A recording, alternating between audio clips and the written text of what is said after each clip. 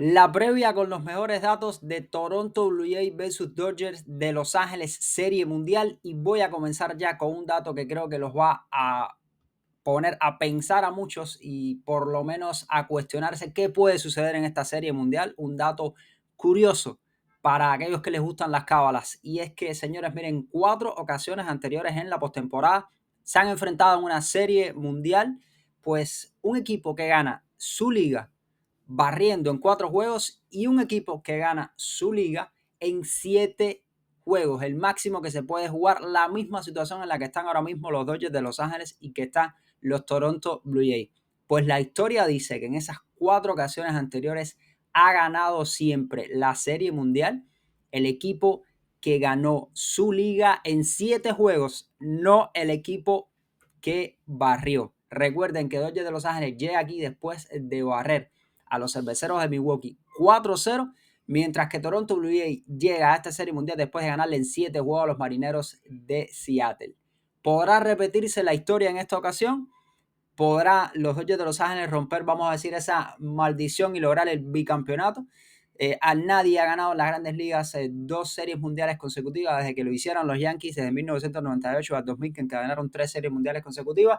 Pues de todo eso vamos a hablar ahora en los mejores datos, la previa, las fortalezas, las debilidades de cada uno de los dos equipos, el comportamiento ofensivo de la postemporada de cada equipo, cuáles han sido los referentes ofensivos, el comportamiento en el área del picheo de cada equipo, cuáles han sido los referentes del picheo, cuáles son las claves, las debilidades y los mejores datos de la Serie Mundial que va a comenzar entre Toronto Blue Jays y Dodgers de Los Ángeles. Recuerde que Dodgers de Los Ángeles tiene 8 series mundiales, ganaron la última en 2024, Toronto Blue Jays vuelve a la Serie Mundial por primera vez desde 1993, cuando ganaron de forma consecutiva la segunda de las únicas 2 series mundiales que tienen en su historia.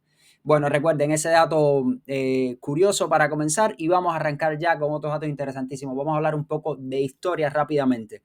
Los enfrentamientos históricos entre estos dos equipos comenzaron en el 2002. Fue la primera vez que se enfrentaron Dodgers de Los Ángeles y Toronto Blue Jays. El histórico nos dice que los Dodgers dominan 19 victorias por 11 a Toronto Blue Jays, y el enfrentamiento de la temporada 2025 fueron 2 victorias para los Dodgers de Los Ángeles, una para Toronto Blue Jays, con un dominio absoluto de los Dodgers de Los Ángeles. De hecho, maniataron a Toronto Blue Jays a 2 juegos en los que lograron apenas una sola carrera, y estamos hablando de 18 carreras anotadas en 3 juegos para Dodgers de Los Ángeles, 7 solamente para Toronto Blue Jays. Blue Jays gana un solo juego, que lo gana 5 carreras por 4 de forma cerrada después de darle la vuelta al marcador. Los lanzadores abridores de los Dodgers de Los Ángeles en esos juegos, pues incluso Kershaw, que le ganó a Scherzer un juego, tenemos que lanzó también Snell, tenemos que lanzó Glasnow en esa serie. Bueno, vamos a comenzar con las estadísticas colectivas ofensivas en postemporada del 2025 para entender cómo llegan ambos equipos.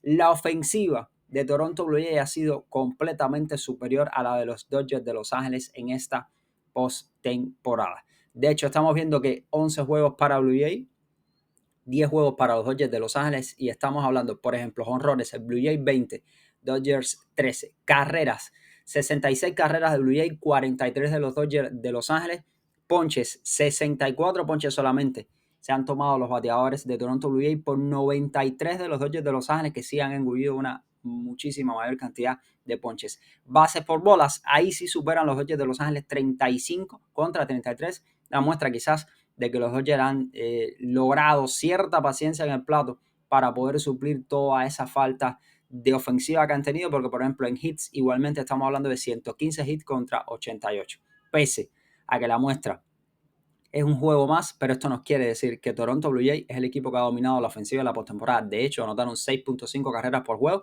Estamos hablando que es como promedio la mayor cantidad de carreras para los equipos en postemporada, pues la tiene Toronto Blue Jays. Línea ofensiva de Toronto Blue Jays, 296, 355, 523. Contra una línea ofensiva de los Dodgers de Los Ángeles de 256, 340, 430. O sea, en la ofensiva, Toronto Blue Jays ha tenido mayor producción de jonrones, mayor cantidad de carreras anotadas, más hits, mejor línea ofensiva en sentido general. Han batallado menos, vamos a decir de alguna manera, para producir carreras, y su bateo de largometraje ha podido producir De forma contraria a lo que sucedió en la temporada regular, cuando los Dodgers de Los Ángeles fueron ampliamente el equipo con más honrones de la Liga Nacional y el segundo de todas las grandes ligas, pues ahora su producción de honrones, por ejemplo, y su producción ofensiva se ha visto disminuida. De ser el equipo con segundo equipo de grandes ligas con más honrones y segundo con más carreras anotadas, pues han visto que su ofensiva disminuye grandemente. ¿Y quiénes han sido los referentes ofensivos de ambos equipos en esta postemporada? Por supuesto, el gran referente ofensivo de toda la postemporada, diría yo, ha sido Vladimir Guerrero Jr., MVP de la serie de campeonato de la Liga Americana con una de las mejores postemporadas que se recuerda en la historia para los Toronto Blue Jays. Estamos hablando de que el Vladi Guerrero Jr., señores, 6 honrones, 12 carreras remolcadas, 19 hits y 442 de overaje, 510 de OVP, 930 de slugging, con más de 1.400 aproximadamente, o más de 1.400 de OPS, o sea, sencillamente extraordinario. Estamos hablando de un jugador que tiene ahora mismo la mayor cantidad de honrones en la historia para Toronto Blue Jays en postemporada, empatado, que tiene la mayor cantidad de honrones en una sola postemporada para Toronto Blue Jays, porque los 6 los ha pegado en esta. Pasó de tener una temporada anterior horrible en la que no había bateado nada a ser uno de los mejores bateadores de Toronto Blue Jays. 19 hits, la tercera mayor cantidad para Toronto Blue Jays en la historia en una sola post-temporada, 12 carreras remolcadas. O sea, sencillamente Vlad Guerrero Jr. ha sido el mejor bateador de esta postemporada sin ningún tipo de duda. Muchísimo mejor que todos los otros bateadores. Aaron Judge tuvo una muy pequeña muestra. El Vladi ha sido el mejor bateador de esta postemporada, pues lidera incluso en carreras remolcadas, lidera en jonrones. O sea, todo eso ha sido Vladimir, pero ha contado con muchísimo apoyo de otros jugadores también, por ejemplo Springer, 4 honrones y 9 carreras remolcadas, sobre todo ese último honrón de Springer para convertirse o empatar en tercer lugar como el jugador con mayor cantidad de honrones en la historia de postemporada, con 23 junto con Kyle Schwarber, pero un honrón que le dio el pase a la Serie Mundial porque permitió voltear el marcador y pasar a la Serie Mundial. Tercer jugador con mayor cantidad de honrones para darle ventaja a su equipo en postemporada. O sea, un jugador sencillamente de postemporada. Springer, además, batallando ahí en la parte superior de la alineación, pero tenemos a Alejandro Kirk, receptor, que ha estado bien también con 3 honrones, 7 remolcadas. Andrés Jiménez, 2 honrones y 8 remolcadas. Dalton Varsho, 2 honrones y 8 remolcadas. Ernie Clemens, 1 honrón y 7 remolcadas. Ha sido uno de los muy buenos bateadores que ha tenido este equipo. Y Nathan Luke, sin honrones, pero con 7 remolcados. O sea, una alineación bastante consistente y productiva. Esta de Toronto Blue Jays a lo largo de la temporada, sencillamente fenomenal. Producen muchísimo. Además de eso, Bo Bichette va a estar regresando para la Serie Mundial. Una muy buena noticia si Bo Bichette puede jugar. Hay que ver dónde se le coloca ahora mismo en la alineación, porque ahí está ese cuadro medio cubierto. Quizás es romper la alineación ganadora. Mientras que la clave, creo que esta parte ofensiva de Toronto Blue Jays va a ser, señores, que los jugadores apoyen a Vladimir. Los jugadores que vengan detrás de Vladimir lo apoyen, porque seguramente el picheo de los Dodgers va a intentar de alguna manera, vamos a decirle que esquivar a Vladimir, y esa va a ser seguramente una de las claves para esta serie. Y bueno, los Dodgers de Los Ángeles, por otro lado, han tenido una ofensiva que ha batallado para lograr fabricar carreras y han dependido casi exclusivamente de su picheo. Por supuesto, los grandes referentes ofensivos de los Dodgers de esta postemporada han sido, por ejemplo, el mismo Teóscar Hernández con 4 honrones y 11 remolcadas, el líder en remolcadas del equipo. Ohtani con 5 honrones y 9 remolcadas, sobre todo con ese último juego en el que pegó los 3 honrones y el primer juego que pegó los 2 honrones muchísimo más atrás para la serie de comodines. Estamos hablando que la producción ofensiva de Ohtani se ha visto limitada prácticamente a 2 juegos. Ahí ha estado la producción ofensiva de Ohtani. Tenemos a Mookie Betts con 2 honrones, Mookie Betts sin honrones, pero 6 carreras remolcadas, bateando bastante bien, casi cercano a los 300. Tommy Edman, 2 honrones, 6 carreras remolcadas. Y Quique Hernández, que batea más de 306 y tiene 4 carreras remolcadas. Esas han sido las claves ofensivas de los Dodgers, que han batallado mucho, como estábamos diciendo, para poder producir carreras. Por ejemplo, necesitan ahora mismo que Freddie Freeman termine de despertar, que no ha despertado. Necesitan que Matt Muncy comience a producir como parece que puede comenzar a producir, el líder jonronero en la historia en jonrones en postemporada de los Dodgers. Y necesitan que Will Smith, que despertó en los últimos juegos de los Dodgers de Los Ángeles, siga produciendo de esa manera. Ya se vio a Will Smith mejor, más recuperado aparentemente de todos los problemas físicos que ha tenido. O sea, ahí están las claves, que Freeman despierte, sobre todo contra una rotación de lanzadores derechos mayoritariamente, que es la que tiene en este caso Toronto Blue Jays. Freeman debería estar alineando de tercero detrás de Ohtani y de Mookie, y entonces que Will Smith igualmente se mantenga y que Matt Muncy logre batear. Eso es en cuanto a la ofensiva por parte de Toronto Blue Jays y por parte de Dodgers de Los Ángeles, en la que evidentemente sale con una ventaja aparente Blue Jays, pero estos playoffs ahora viene la Serie Mundial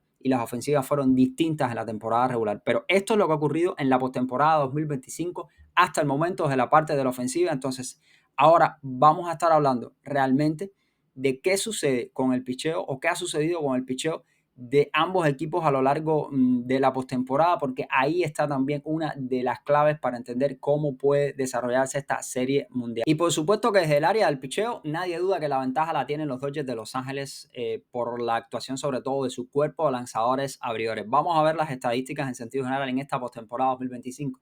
11 juegos para Blue Jays, 10 para Dodgers de Los Ángeles, 7 victorias para Blue Jays con 4 derrotas por 9 victorias y una sola derrota de parte de los Dodgers de Los Ángeles contra Filadelfia, recordemos. Estamos hablando de un promedio de carreras limpias sencillamente dispar. 4.36 para Toronto Blue Jays, 2.45 para Dodgers de Los Ángeles, pero vamos a diseccionarlo al interior. Señores, el picheo abridor de los Dodgers de Los Ángeles ha sido dominante, si cabe la palabra, porque es que no hay otra palabra para decirlo, han sido vamos a decirle la perfecta definición de dominante en el diccionario. Abrumador, más bien diría yo, 1.40 de promedio de carreras limpias entre los lanzadores abridores de los Dodgers de Los Ángeles. Ese cuarteto de lanzadores abridores de Blake Snell, Yoshinobu Yamamoto, Shohei Ohtani, Tyler Glasnow. Contra un 3.33 de los abridores de Toronto Blue Jays, que no ha estado para nada mal, vamos a decirles un buen promedio. Pero si usted se pone a ver el bullpen, los dos han tenido problemas a lo largo de la postemporada. Lo que pasa es que ha tenido quizás mayor problema en cuanto a promedio de carreras limpias en el caso de Blue Jays, que tiene 5.52 contra 4.88 de los Dodgers de Los Ángeles. Y tenemos que las carreras limpias ha permitido solamente 25 carreras limpias al equipo de los Dodgers contra 47. En el caso de Toronto Blue Jays, casi el doble de carreras limpias. Ha permitido al equipo de Toronto Blue Jays, o sea, abrumador lo que han hecho los Dodgers de Los Ángeles. El averaje de los oponentes, 173 solamente le han bateado el picheo de los Dodgers de Los Ángeles contra 233 al de Toronto Blue Jays. Salvados tenemos 4 para Dodgers de Los Ángeles, solo por 2 por parte de Toronto Blue Jays. Honrones permitidos, 18 honrones permitidos por parte del cuerpo de picheo en sentido general de Toronto Blue Jays, solo 2 honrones permitidos por parte de los Dodgers de Los Ángeles. Diferencia abismal en la que puede haber una clave importante, porque recuerde que se está enfrentando un equipo que ha producido muchísimo contra un equipo que ha producido muy poco a lo largo de la postemporada. Igualmente, ponches 108 contra 104, bastante parejo. Whip 1.02 de los Dodgers de Los Ángeles contra 1.32 de Toronto Blue Jays. Esas han sido las estadísticas en el sentido general, pero vamos a ver un poquito al interior, porque el cuerpo de picheo de los Dodgers de Los Ángeles, los abridores sobre todo, han sido sencillamente fenomenales. Bueno, señores, para nadie es un secreto que los abridores de los Dodgers de Los Ángeles han sido la clave en esta postemporada para el equipo. Estamos hablando de que los abridores de los Dodgers de Los Ángeles son primeros en victorias, primeros en inning lanzados, primeros en ponche, primeros en whip, primeros en menos averaje permitido. Y tenemos, por ejemplo, Snell 0.86 como promedio de carreras limpias con 3 victorias, 21 innings. Extraordinario de Snell, el mejor lanzador de los Dodgers en la postemporada, sin ningún tipo de duda, con un dominio abrumador. Pero Yamamoto tiene 2 victorias, una derrota, 1.83 como promedio de carreras limpias y 19.2 entradas lanzadas. Ohtani, 2 victorias, 0 derrotas, 2.25, 12 innings, con esa magistral actuación con la que termina en el último juego de la serie de campeonato. Glasnow no ha ganado Glasnow, pero tiene 0.68 como promedio de carreras limpias en 13 y un tercio. Estamos hablando de que estos abridores tienen, por ejemplo, con algunos datos interesantísimos para que entiendan la magnitud del picheo de los Dodgers. Abridores, 64.1 entradas, efectividad 1.40, le batean apenas 132 de averaje, 207 de OVP, 201 de slugging. Han pochado 4 veces más que los boletos que han otorgado y solo han permitido 2 honrones. Ahora, un dato interesante, promedian los abridores de los Dodgers con la recta 96.8 millas, pero Toronto Blue Jays batea 292 contra recta de más de 97 millas, así que cuidado ahí con el tema de la recta. Todos los abridores de los Dodgers tienen al menos 4 lanzamientos. Yamamoto tiene 6, Ohtani tiene 7 y por ahí están las famosas splitters de ambos, que son peligrosísimas. y los Dodgers han permitido solo una carrera en los últimos 5 juegos, algo que hicieron los Dodgers en 1981 y los Braves en 1986 con 5 juegos con una o ninguna carrera permitida en postemporada. Extraordinario. El relevo de los Dodgers de Los Ángeles, el gran nombre ha sido Roki Sasaki, que tiene 7 salidas, 8 innings, 3 juegos salvados, 1.13 como promedio de carreras limpias. Además de eso, de los 9 juegos ganados por los Dodgers, pues Sasaki ha lanzado el último out en 5 de ellos y tiene por ahí una salida, recuerden, en la que lanzó 3 innings, no lanzó el último out, pero lanzó 3 innings en el juego 4 de la serie divisional de la Liga Nacional contra los Phillies con 3 entradas perfectas. Sasaki es la clave del bullpen de los Dodgers de Los Ángeles, que han encontrado en Sasaki un cerrador fenomenal, extraordinario, con velocidad, con control, que apenas se tambaleó en una salida. También tienen otros jugadores como por ejemplo Vesia, que se ha comportado bastante bien, 3.86, 2 victorias. Ahora, ¿qué pasa entonces con el picheo abridor de Toronto Blue Jays? Tiene fundamentalmente Jesse Bash, que ya fue anunciado como abridor del juego número 1, el novato. Riesgo lo que estaba asumiendo Toronto Blue Jays, pero después de ver las actuaciones de Jesse Bash, por ejemplo, contra los Yankees y, por ejemplo, la última actuación en la que lanzó el juego contra los Marineros de Seattle, ayudado, claro, por esos doble play salvadores, pero Jesse Bash, Kevin Gausman, Shane Bieber, quizás Scherzer, por ahí andan los abridores que tiene este equipo. Evidentemente son abridores con menos entidad y quizás menos capacidad para contener al bateo de los Dodgers de Los Ángeles. Kevin Gausman tiene 2 victorias, 1 derrota, 2 como promedio de carreras limpias, 18 innings, ha sido quizás uno de los mejores abridores. Y Jesse Bash tiene un promedio más alto, pero tiene 2 victorias, 1 derrota, tiene 15 innings, veremos cómo le va al novato. Shane Bieber 1-0, 4.31, 12 innings hasta el momento. Como dato les estaba diciendo, Trent Dilfer solo había hecho 3 aperturas en la temporada regular y sin embargo, señores, va a estar abriendo la Serie Mundial, segundo abridor más joven en abrir el juego número 1 de Serie Mundial según los datos que estaba registrando. Lanzó 5.1 entradas sin hit y 11 ponches contra los Yankees después de ese juego contra los Marineros.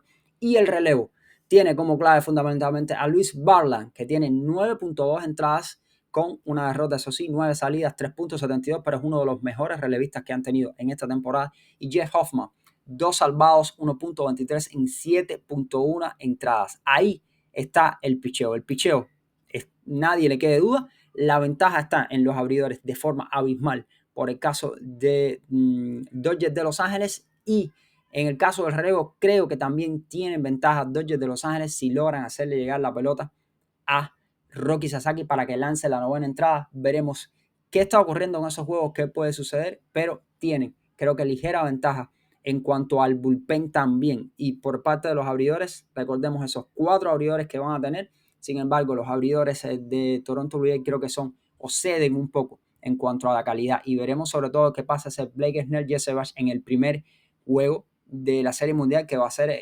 interesantísimo. Ahora vamos a hablar de las claves para entender cómo puede desarrollarse esta Serie Mundial entre Toronto Blue Jays y Dodgers de Los Ángeles.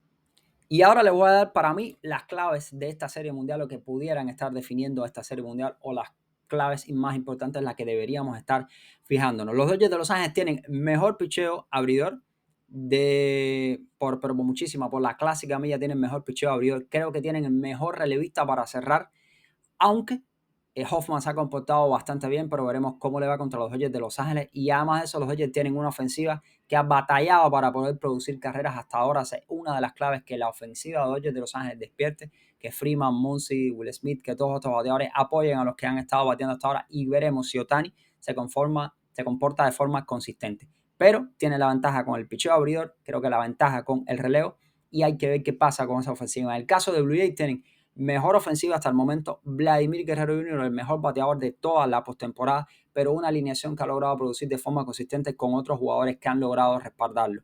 Problemas con el picheo abridor dependen ahora de un novato con apenas 3 aperturas en temporada regular.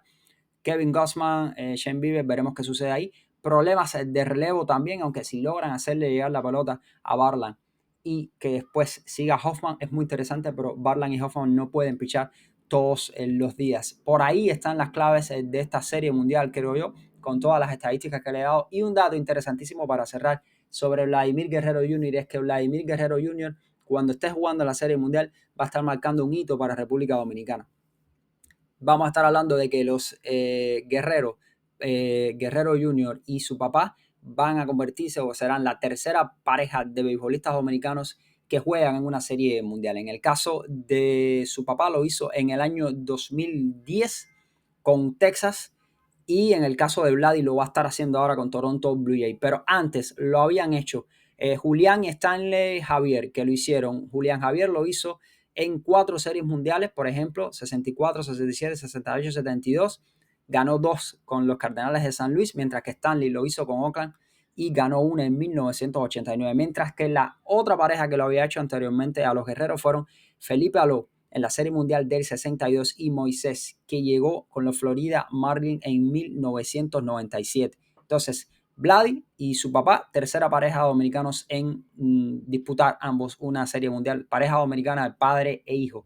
Veremos qué sucede en esta serie mundial, son los mejores datos, la previa, todo sobre la mesa para que usted saque sus conclusiones y haga su propio análisis y me diga entonces, lo va a estar leyendo en los comentarios, quién gana en esta serie mundial, Toronto Blue Jays con la que sería su tercera serie mundial o los Dodgers de Los Ángeles con su 9ª serie mundial.